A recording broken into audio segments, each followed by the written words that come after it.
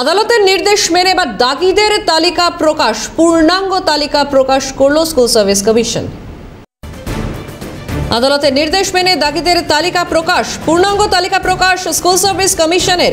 1806 জনের পূর্ণাঙ্গ তালিকা প্রকাশ কমিশনের এবং আগের তালিকায় শুধুমাত্র নাম এবং রোল নাম্বার প্রকাশ। বৃহস্পতিবার রোল নাম্বার, বাবা মার নাম, জন্ম তারিখ সহ তালিকা প্রকাশ এবং এ বিষয়ে বিস্তারিত জানবো। ফোন লাইনে রয়েছেন সায়ন্তন ভট্টাচার্য। সায়ন্তন, আদালতের নির্দেশে কিন্তু এবার দাগি প্রার্থীদের পূর্ণাঙ্গ তালিকা প্রকাশ করলো স্কুল সার্ভিস কমিশন। এর আগে যে তালিকা প্রকাশ করা হয়েছিল তাতে অযোগ্যদের নাম ছিল আর শুধুমাত্র রোল নাম্বার ছিল, এবং আদালতের নির্দেশে হাইকোর্ট এবং সুপ্রিম কোর্টের যে নির্দেশ, সেই নির্দেশের পর আজকে সেই পূর্ণাঙ্গ তালিকা 1806 জনের নাম রয়েছে।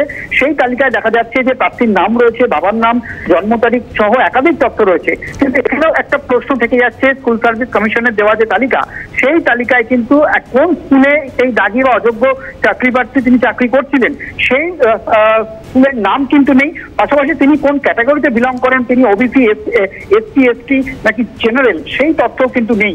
এক্ষেত্রে অনেকে মনে করছে যে পূর্ণাঙ্গ সমস্ত তথ্য এসএসসি দিতে পারলো, কেন স্কুলের নাম এবং ক্যাটাগরি উজ্জ্ব রাখা হলো? এই বিষয়টা নিয়েও কিন্তু অনেক চাকরি প্রার্থী বা যারা অতীতে এসএসসি পরীক্ষা দিয়েছিলেন তারা প্রশ্ন তুলছেন।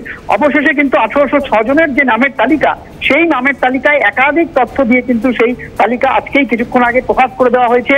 এবং গতকালও এসএসসিকে নির্দেশ দিয়েছিল আদালত যে দ্রুত এই তালিকা প্রকাশ করতে হবে, এবং একেবারে 24 ঘন্টার মধ্যেই কিন্তু আদালতের নির্দেশে নতুন করে পূর্ণাঙ্গ তালিকা এসএসসি প্রকাশ করে দিয়েছে। এবং তাতেও কিন্তু বেশ কিছু প্রশ্ন থেকে যাচ্ছে যে স্কুলের নাম কেন নেই বা ক্যাটাগরি কেন নেই, তা নিয়েও কিন্তু অনেকে প্রশ্ন তুলছে।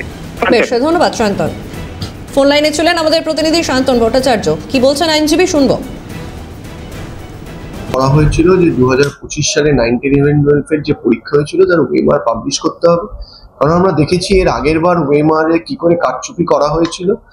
সেটা ট্রান্সপারেন্সি আর ফেয়ারনেসের জন্য আমাদের কোর্টের কাছে আবেদন ছিল যে ওয়েমার পাবলিশ করতে হবে, আর এই নতুন পরীক্ষা যাতে কোনো টেন্টেড ক্যান্ডিডেট বসতে না পারে। স্পেসিফিক্যালি যারা 2016 সালে আফটার এক্সপায়ারি অফ প্যানেল চাকরি পেয়েছিল 1911-12, তাদের নাম কমিশন বার করেনি টেন্টেড লিস্টে, তাদেরকে কমিশন বাঁচাতে চাইছি।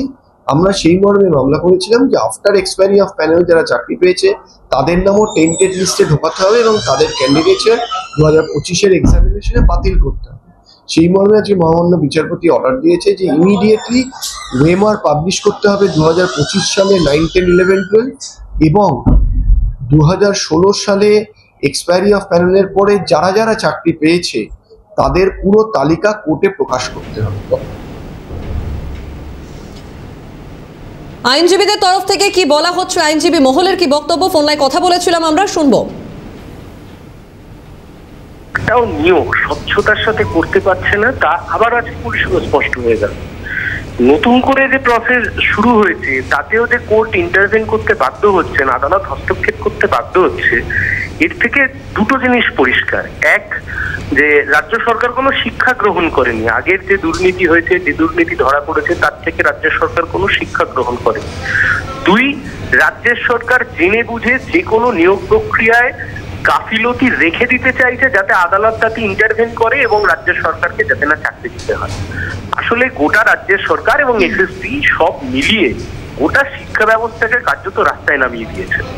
দুর্ভাগ্য, দুঃখজনক। আমরা কোর্টের কাছে যেটা জানিয়েছি, মেয়াদ উত্তীর্ণ যারা, তারা সুপ্রিম কোর্ট তাদেরকে ইলিগাল ডিক্লেয়ার করেছে, এবং খুব স্পষ্টতই হাইকোর্ট এবং সুপ্রিম কোর্টের রায় মেয়াদ উত্তীর্ণদের কথা ডিক্লেয়ার করেছে। এখন ঘটনা হচ্ছে হলো যে এদেরকে স্কুল সার্ভিস কমিশন পরীক্ষায় বসিয়েছে, এটা অ্যাবসলিউট ইলিগ্যালিটি। আপাতত জাস্টিস অমৃতা সিনহার ঘরে মামলাটা যখন ওঠে, তিনি যারা মেয়াদ উত্তীর্ণ তাদের একটা লিস্ট প্রকাশ করতে বলেছেন, যেটা 10 তারিখে আবার শুনানির জন্য রেখেছেন।